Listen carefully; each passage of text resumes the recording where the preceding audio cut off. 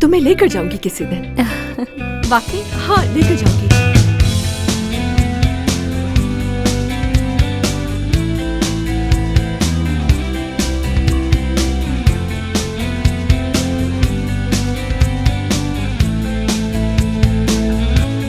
मेरी बेटी।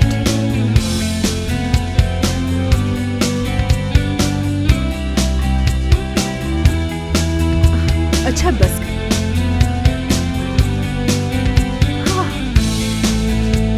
रात बहुत हो गई है, सोते हैं। काश हमारा 2 मंजिला घर होता। ये भी तो डबल स्टोरी है। 2 लोग जहाँ अलग अलग रह सके। क्यों? क्योंकि फिर हम एक मंजिल पर मुराद को रहने देते ना। ऐसे मुझे आप दोनों की कमी महसूस ना होती।